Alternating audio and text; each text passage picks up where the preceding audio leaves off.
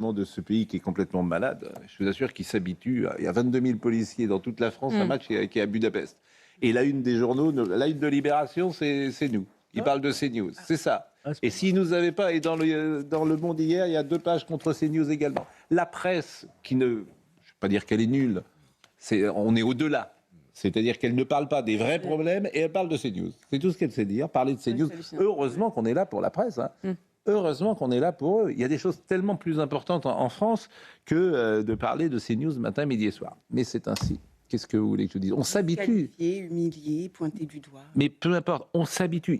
Je vous assure, dans aucun pays du monde, vous entendez bien, dans aucun pays du monde, il y aurait 22 000 policiers pour un match qui a lieu en dehors de la France. Ça n'existe pas. Ça n'existe pas. Donc les gens, ils sont terrorisés, ils disent « mais je ne sors pas demain à Paris » ou ils quittent Paris et ça. Tout le monde sait, alors peut-être que ça sera plus calme d'ailleurs, parce que Laurent Nunez, il faut le féliciter là-dessus, il prend au moins la mesure. Il prend la mesure. Oui. Il a raison, il n'y a jamais eu autant de policiers sur le terrain. Bon, on va en parler dans une seconde, mais l'info du matin, c'est que Patrick Bruel se retire des Enfoirés. Donc c'est une première. Il considère qu'il ne peut plus aller sur scène. Donc, est-ce qu'il va aller jusqu'au bout de ne plus aller sur scène pour ses concerts ? C'est vrai que chaque jour, il y a une pièce qui est mise dans la machine avec un nouveau témoignage. Nous le disons, il faut rester sur les principes de la présomption d'innocence. Dans une démocratie, je ne vois pas comment on peut faire autrement. Simplement, après, c'est à lui. C'est à lui de voir quelle est sa meilleure, entre guillemets, tactique. Parce que la pression, elle est sur lui. Qu'est-ce qui est le mieux pour lui ? Est-ce qu'il doit se retirer ? Est-ce que la pression judiciaire est... Le choix. Voilà, après, c'est lui. Mais ça ne peut pas être la société qui lui demande de ne pas chanter. Ça ne peut pas être ça. Ou autrement, la présomption d'innocence, c'est par terre. Il y a le droit d'un côté, il y a le fait de l'autre. Et aujourd'hui, Eugénie Bastier. Le fait prend le pas sur le droit. Et c'est vrai qu'on a beaucoup de gens qui s'inquiètent de la fin de l'état de droit qui serait menacé par l'extrême droite et les populistes. Oui. Moi, je vois aussi... dans ce genre de phénomène, aussi une dislocation de l'état de droit. C'est-à-dire que l'état de droit, c'est un principe qu'on est jugé, on met de la distance, on est jugé dans les tribunaux, par des juges, et on fait confiance à la justice. Aujourd'hui, ce principe n'existe plus. Alors, peut-être que certains diront que c'est un progrès, la société s'exprime médiatiquement, on donne la parole aux femmes, etc. Certes, on peut voir un progrès d'un côté, mais de l'autre, il faut voir aussi ce qu'on perd. Et peut-être que dans le cas de Patrick Bruel, c'est justifié, parce que quand on voit l'accumulation de témoignages, effectivement, on ne peut être que glacé parce que ce que le personnage renvoie. Mais voilà, le droit, les principes, c'est pas fait pour un cas particulier, c'est fait pour le général. Et je trouve que on rentre dans une société qui devient compliquée. Rien ne résiste au complexe médiatico-judiciaire. Mais là, il n'y a même pas judiciaire, là, c'est purement médiatique. Hein. Oui, mais il y a pas c'est déjà les enquêtes. Et oui, mais bon, là, je me rappelle, moi, de Dominique Baudis, qui a été emporté par cette...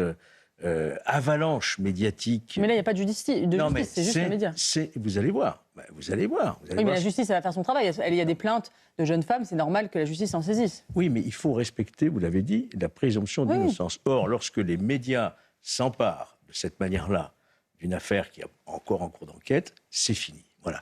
Vous n'avez pas les moyens de résister. Ouais, le procès se fait déjà dans les médias, avant même qu'il se fasse dans la justice. Donc c'est un constat. Mais pour moi, qu'est-ce qu'on peut faire ? Pour moi, c'est un symptôme de décivilisation. Parce que la civilisation, le droit, c'est de mettre... on a inventé la justice, on a inventé les tribunaux pour justement mettre fin au lynchage, à la justice privée, et au déléguer à l'État, à la justice, le pouvoir. Alors évidemment, ça prend du temps. Oui. Évidemment, il y a du contradictoire. Évidemment, ça peut être frustrant. Effectivement, je l'entends aussi pour les victimes.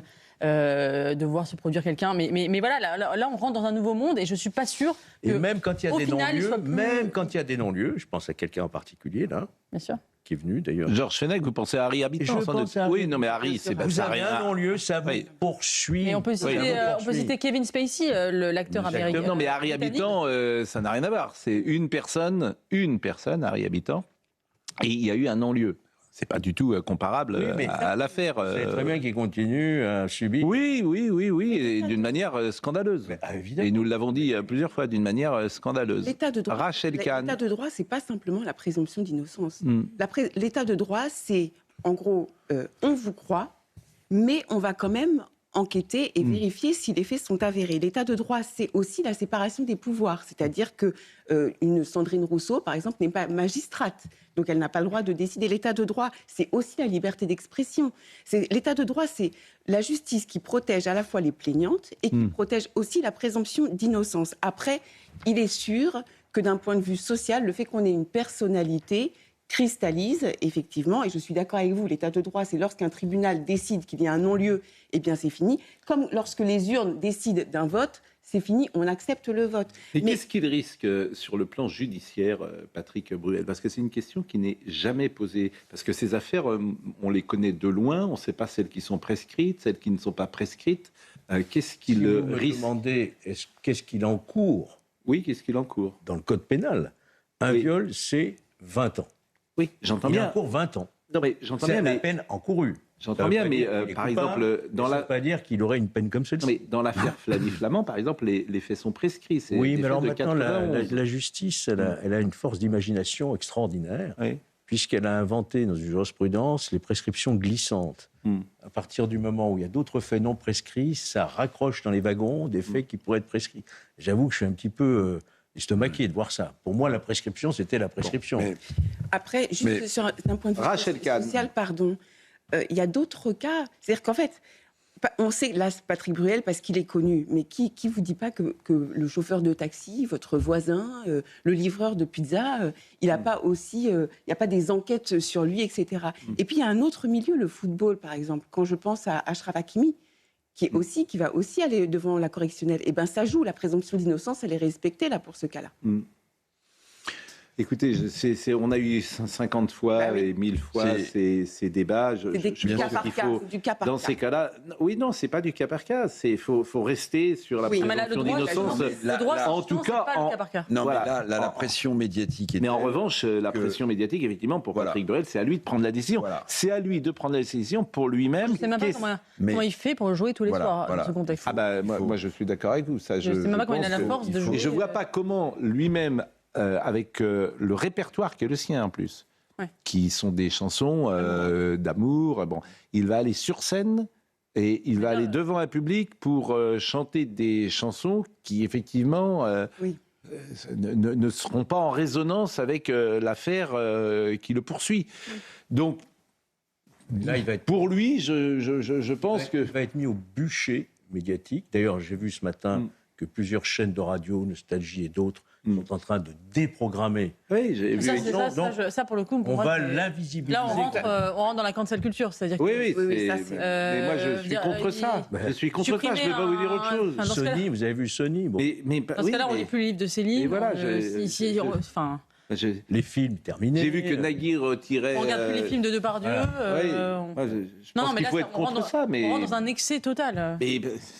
On peut se poser la question de est-ce qu'il doit encore se produire, jouer, si ça lui appartient, etc. Mais ces chansons passées, les supprimer du répertoire, moi je trouve qu'on est dans une... Éric Revel. On peut être d'accord sur un point, la pression médiatique est tellement forte que je ne vois pas comment il peut faire que de faire un pas de côté, donc de ne plus se produire pour les enfoirés. Mais je vais vous dire, tant que la justice... Non mais c'est le 16 juin les premiers concerts, c'est demain. Oui, mais... C'est-à-dire que le premier concert, et en plus, il y a des intérêts financiers très importants. Il produit ces spectacles. Il produit, donc il faut rembourser les salles. Ça coûte sans doute une fortune. Mais tant que la justice n'est pas passée, pardonnez-moi de vous dire que les seuls juges, ce sont les spectateurs.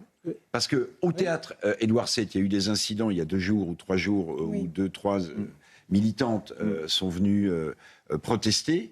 Mais pardonnez-moi, l'argument de dire ces gens avaient réservé leur place avant que l'affaire n'éclate, c'est pas un argument. Le fait que le théâtre soit plein, que des acteurs continuent de donner la réplique à Patrick Bruel sur scène, en fait, pour l'instant, excusez-moi, mais les seuls juges, c'est les acteurs qui jouent avec lui, et les spectateurs qui viennent le voir au théâtre Édouard VII.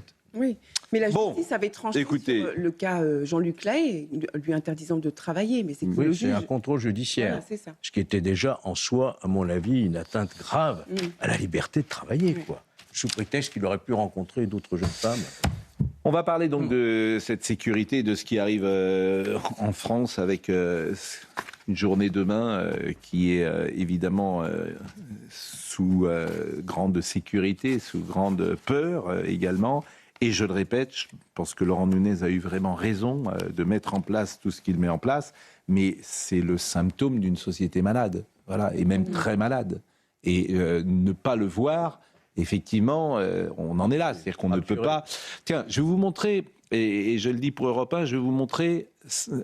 Souvent, on parle de la confiance sociale. Souvent, la confiance sociale. Vraiment, c'est essentiel. La confiance sociale, il faut le dire et le redire, c'est ce qui rend les sociétés heureuses. C'est ça, la confiance sociale. C'est un concept très puissant. À Cracovie, il y a quelques jours, l'équipe a été championne. Et les supporters et puis les habitants de Cracovie se sont rassemblés. Et vous allez voir cette séquence qui est tellement émouvante. Il n'y a pas eu un souci, comme avec Lens l'autre jour.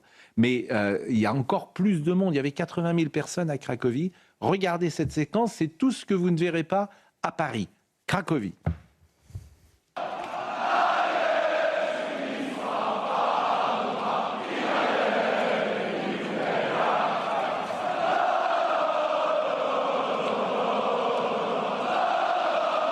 Pour les auditeurs d'Europe 1, et on voit effectivement ces supporters qui chantent ensemble. Alors c'est des parents qui ont peut-être emmené leurs enfants et qui savent qu'il n'y aura pas de soucis. C'est le principe de la confiance sociale. La vérité, c'est qu'à Paris, samedi, le match est à 18h. Les gens vont peut-être le regarder dans leur maison, dans leur appartement, et puis à 22h, quand le match est à 18h, à 21h, si vous êtes parent d'ados, les ados vont dire bah, tiens, est-ce qu'on peut aller faire la fête ? Bah, si vous êtes parent, si vous êtes mère de famille, vous dites non, tu ne sors pas. Tu ne sors pas, parce qu'il y a un risque. Bon, c'est terrible. Je trouve que c'est le symptôme d'une société très malade. Tout le monde s'en fiche. Très Tout le monde ne veut pas aller voir ça. Préfère parler de choses annexes, mais on ne veut pas aller voir ça. Pourquoi ? Fracturée. Non, mais l'exemple fracturée, oui. Elle est fracturée. Oui, ça pourrait être... Oui, elle est fracturée. Mais Pascal, on ne peut pas mettre tous les mêmes peuples de football dans le même sac. Pardonnez-moi. Laurent Nunez, il a fait une déclaration très forte hier qui, à mon avis, est passée inaperçue. Il était à Nice, en direct, avec Eric Ciotti, dans le quartier des Moulins, où il y a le fusil. Il a dit un truc très fort. Il a dit, mais Lens, on savait qu'il n'y aurait pas de problème. Et il a même dit, ce ne sont pas les mêmes qui supportent le PSG, alors supporters, et ceux de Lens. Mais vous savez à quoi ça m'a fait penser ? Je vais vous le dire à quoi ça m'a fait penser. Éric Revel. Pendant la finale de la Coupe de France, Lens face à Nice, il y a eu des chants. Alors bien sûr, les Lensois chantent Pierre Bachelet, les corons, mais ils ont chanté autre chose. Ils ont chanté du Michel Delpech et du Michel Sardou. Et immédiatement, je me suis dit, mais peut-être que M. Nunez nous explique que d'un côté, on a une forme de Nouvelle-France et de l'autre, on a le canon français. Vous voyez ? Et je me suis dit, mais évidemment, il a raison, ce ne sont pas les mêmes. Et son lointain prédécesseur, Gérard Collomb, qui craignait le face-à-face, ben voilà, on a face-à-face deux peuples de supporters, entre guillemets, différents, l'un incarnant une France, l'autre incarnant une autre France. Mais vous avez parfaitement raison. Alors, on va l'écouter justement, Laurent Nunez, on va l'écouter à l'instant, parce que lui aussi, il était interrogé par une journaliste, ou par Franck Trivio, je pense hier, qui est de CNews, et je pense qu'ils nous écoutent beaucoup, tous ces gens-là, parce qu'ils ont vu, effectivement, que nous avons beaucoup parlé de Lens la semaine dernière. Et M. Nunez, effectivement, répond à notre journaliste en disant sur votre chaîne, sur l'antenne de CNews, parce que tout le monde, manifestement, CNews est au cœur de la société française. Ça ne nous a pas échappé. Bon, mais et il dit un mot peut-être qui lui a échappé, c'est pas le même public. Voilà, c'est pas le même public. Vous avez Écoutez ce qu'il veut dire. Exact. Exactement, il dit c'est pas le même public, mais qu'il aille au bout de son raisonnement. Bah, j'y étais. Vous êtes allé. C'est pas le même public, c'est pas les mêmes. C'est ce qu'il nous dit, effectivement. Comment ? Ou c'est qui, alors ? Bah oui, tu as envie de lui dire, mais c'est qui, monsieur le ministre ? On le sait très Écoutez ce qu'il a dit, monsieur Nunez. Dites-le. Sur la chaîne que vous représentez, on parle beaucoup de la célébration des Lensois, mais nous savions qu'à Lens, les choses allaient bien se passer.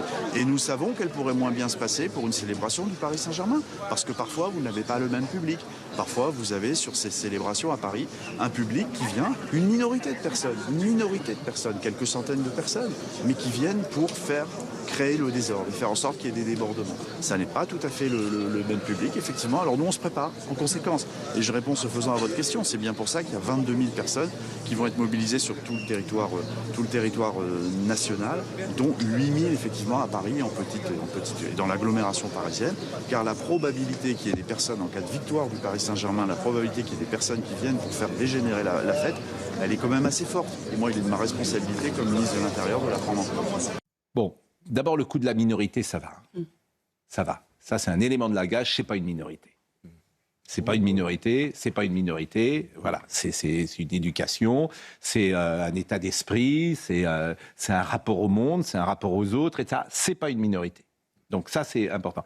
Et puis, vous avez vu, parce que chaque mot, évidemment, a décodé, et puis tout ça est feutré, mais quand il dit « Oui, sur votre chaîne, vous parlez beaucoup de la célébration des Lensois », c'est un reproche ? C'est ça, au fond, ce que j'entends. Non. Vous en parlez beaucoup. Ah, Non, je n'ai pas entendu Soyez pas... il y a cette idée qu'on en parle. Bah oui, effectivement, on en parle beaucoup pour montrer comment ça se passe quand ça se passe bien, en fait. C'est ça aussi. C'est très intéressant, la remarque de M. Nunez. C'est comme si c'était... Vous en parlez beaucoup. Ben oui, on en parle beaucoup. Et alors ? Faut pas en parler beaucoup. C'est que... Et on est les seuls à en avoir parlé comme ça.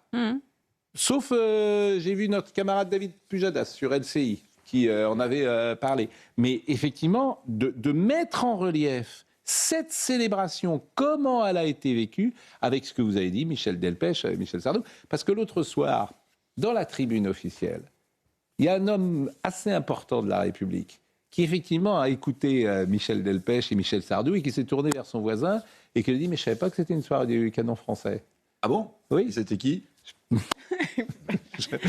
Ah oui, ah oui. Donc on est au moins deux ou trois à partager la même analyse. Donc ben, parce que c'était frappant. Mais bien sûr que c'était frappant. C'était évidemment... Alors, il l'a dit avec ironie, avec humour, et puis c'était rigolo, d'ailleurs. Mais c'est vrai que c'est deux France, en fait. Ce que nous dit M. Nunez, c'est qu'il y a deux France. Bah oui, on le sait. On le sait aujourd'hui, et c'est bien le problème. Et c'est pas sûr qu'elle puisse cohabiter Puis longtemps. en plus, il tombe à côté de la plaque, parce Pascal. parler, même vous, même nous, on a du mal à aller jusqu'au bout, parce que on sait très bien que si on dit les choses très clairement, et pourtant c'est une réalité, on va être taxé de discrimination, et voire plus, peut-être même de xénophobie, que sais-je. Et pourtant, nous savons qu'il y a cette frange de la jeunesse française qui vient d'un certain endroit, de quartiers dits sensibles, etc., qui ont du mal à intégrer ce qui sont français à 100% et qui vivent leur citoyenneté autrement. C'est ça, en fait. Et donc, c'est pas ça ? Si, c'est ça, mais c'est pas une citoyenneté, justement. Ils sont citoyens français. Oui, mais il y a un échec manifeste, il faut le dire, de l'intégration de la 3e et 4e génération. Mais oui... on le voit avec ce qui se passe... C'est délicat de dire ça, j'en sais rien. Mais c'est délicat, il faut dire la vérité. Il faut dire la vérité, parce que précisément, si on ne parle pas des difficultés, si on ne les voit pas, on ne prendra pas les mesures qu'il faut. Bon, on va écouter Reda Belladj, qui, effectivement, lui, il pense aux policiers. Il est représentant de Unité Police. Il faut penser vraiment à eux. Ils sont en train de se battre pour avoir une bouteille d'eau, simplement. Vraiment. C'est ce qu'il nous disait, Reda Belladj. Ils se battent pour avoir une bouteille d'eau. Écoutez-le, il était à Europe 1 hier avec nous, hier après-midi. C'est inédit, c'est plus de 2500 policiers en plus par rapport à l'année dernière. Donc c'est plutôt inquiétant parce que moi, vous avez ce que disent les politiques, ce que disent la préfecture de police, même si on l'entend pas beaucoup pour le coup, parce que j'ai pas entendu parler des 23 blessés de la demi-finale de Ligue des Champions. Et ça, franchement, ce matin, je me suis levé avec la boule au ventre. Contenu. Honnêtement, je sais pas comment font mes collègues pour tenir. Alors nous, on essaie de les soutenir. Vous savez ce qu'on fait en ce moment, Pascal ? On se bat pour avoir de l'eau et des repas pour les collègues qui vont bosser. Parce qu'ils sont décalés. Aujourd'hui, on n'a pas une note officielle qui nous dit après-demain, vous bossez comme ça, comme ça, comme ça. On n'a pas de note officielle. Ça n'arrête pas de changer. Donc, on a alerté la préfecture de police. On n'a pas de retour, bizarrement. Donc, et on apprend, moi je l'ai appris, je ne vous cache pas, par un TikTok, que les champs seraient ouverts, que le champ de Mars, il y aurait peut-être une fête dimanche. Pourquoi les champs sont ouverts ? Moi, j'arrive pas à comprendre. Ça fait 8 jours que je dis qu'il faut fermer Paris. Alors, c'est sans doute excessif de dire ça. Je ne comprends pas pourquoi les Champs-Élysées sont ouverts. Pardonnez-moi. Ça, je vais pas dire qu'il y a deux camps, mais il y a un moment où, moi, de mon point de vue, ce qui me dérange, c'est qu'on mobilise mes collègues. Parce que les 8000 collègues, on les trouve pas, ils les sortent pas du chapeau. Ils les font revenir sur leur jour de repos. Il faut que les gens ils comprennent ça, en fait. Mais il faut qu'ils comprennent aussi qu'on ne tiendra pas. Parce que derrière, il y a, après la Ligue des Champions, le 13-14, il y a la Coupe du Monde. Ah non, mais alors là, c'est un match à risque, donc on va vous décaler. Il y a des matchs à 3h du matin, Pascal. Eugénie Bastier. Oui, ça me fait penser tout ça. Vous savez, donc à la polémique sur le canon français, vous avez des députés LFI qui voulaient interdire les banquets du canon français parce qu'il y avait eu 2-3 dérapages privés tenus à des tables en disant, vu ces dérapages, il faudrait interdire tout l'événement. Par contre, on a des dérapages, mais même pas des dérapages, c'est-à-dire que les gens cassent tout à chaque célébration de finale de foot. Par contre, je n'entends personne demander à ce qu'on supprime effectivement ces célébrations ou qu'en tout cas qu'on ferme les Champs-Élysées. Là, il y a une espèce de fatalité, on va juste mettre des policiers, etc. Donc vraiment, il y a un deux poids deux mesures dingue entre ces deux histoires, je trouve. Et en fait, j'ai l'impression qu'il y a une sorte de résignation, c'est-à-dire qu'on doit se résigner à vivre dans un espèce de tout sécuritaire, à se barricader chez soi, à fermer les rues de Paris à chaque fois qu'il y a un événement comme ça. Et vraiment, et moi je pense que ça va durer dans le temps. On est qu'au début finalement de.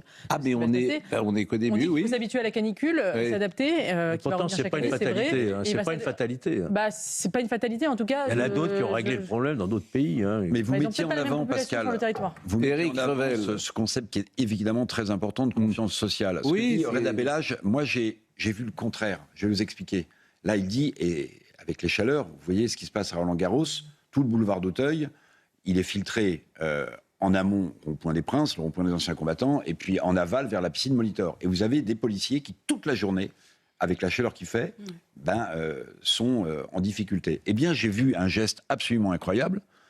Il y a un restaurant qui fait l'angle devant le Rond-Point des Princes. Eh bien, des gens de ce restaurant ont passé par-dessus les grilles des bouteilles d'eau pour les policiers. Donc, ça veut dire que les policiers manquent d'eau et que vous avez quand même ces gestes, alors je ne sais pas si vous appelez ça de la confiance sociale, des gestes de solidarité. Vous voyez, la police ne tue pas, la police, on l'aime, et quand elle se déshydrate, même pour... simplement filtrer les voitures officielles et les voitures des résidents devant le boulevard d'Auteuil. Et il y a des gens... Voilà. Bah oui, mais ça existe aussi. Écoutez Reda Bellage sur les fan zones, parce que moi j'ai appris avec Reda Bellage hier qu'il n'y a pas de fan zone dans Paris. Bon, mais il y a des fan zones partout. À Bondy, dans toutes les villes autour. Alors écoutez ce qu'il dit, parce que c'est absolument aussi incroyable. Parce que ces fan zones, effectivement, vont poser sans doute un problème. Écoutez ce qu'il a dit. Bon, moi j'ai un exemple pour vous. Seine-Saint-Denis. Noisy-le-Grand, Villemomble, Aubervilliers, Villepinte, Tremblay, Sevran, Saint-Ouen, Le Bourget, Duny, La Courneuve, Bondy, Blanc-Ménil, Rosny. Tout ça, ce seront des fan zones. Vous imaginez si jamais Paris gagne, comment on va gérer ces gens? Il n'y a pas de fan zone dans Paris, mais il y a des fan zones. Mais moi, je n'étais pas au courant de cette information. Ah oui, mais c'est pour ça que... Vous pouvez répéter les fan zones dans les villes où elles seront installées? Noisy-le-Grand, Villemomble, Aubervilliers, Villepinte, Tremblay, Sevran, Saint-Ouen, Le Bourget, Duny, La Courneuve, Bondy, Blanc-Ménil, Rosny, et parallèlement, on a 80 000 personnes à gérer au Stade de France. Absolument. Avec le concert d'Ayana Kamura. Mais je pensais que les fan zones n'ont pas été autorisées dans Paris, mais elles sont autorisées à l'extérieur de Paris. C'est les mairies en fait qui décident. Ces villes de région parisienne. Ce que je vous dis, vous voyez, on n'y arrivera jamais tant que ce sera pas. La sécurité ne sera pas un sujet interministériel et un sujet entre les ministères et les mairies. C'est pas possible en fait. Vous avez raison, parce que ces fan zones vont effectivement poser problème. Il a évidemment raison. Et là encore, la fameuse expression « on ouvre le capot », c'est incohérent. Totalement. C'est absolument incohérent. Tu fais pas de fan zone à Paris, t'en fais à Bondy. C'est incohérent. Complètement. Donc vous avez aujourd'hui une sécurité en France qui est incohérente. Pourquoi vous dites que c'est incohérent? Parce que si une fan zone n'est pas possible à Paris, pourquoi elle est possible à Bondy? Ils ne vont pas casser leur propre quartier. Bon, vous avez eu des émeutes où les médiathèques et les écoles ont été brûlées par des gens... Ils ne vont pas casser leur quartier. Ça existe. Ils vont casser ailleurs. Écoutez, on verra. On verra. Moi, je trouve ça incohérent maintenant. Je peux me tromper. En tout cas, ça fait mal d'entendre des policiers qui nous protègent. Là, je suis allée beaucoup du côté de Perpignan, Bordeaux, dans le Nord, etc. Et tous les policiers ont le même témoignage, c'est-à-dire cette forme de désarmement, justement, parce que ces décisions incohérentes, elles ont un impact sur leur travail et sur notre protection. On marque une pause et on écoutera Kim Pembe. On reviendra également ce qui s'est passé à Nice hier soir. Et puis, on pourra parler effectivement On sera avec Nathalie Marquet à Pernod tout à l'heure. Méfiez-vous des morts. Bon. Ah oui, moi j'adore ça. J'adore ce sujet. Oui, mais moi je me méfie déjà des vivants.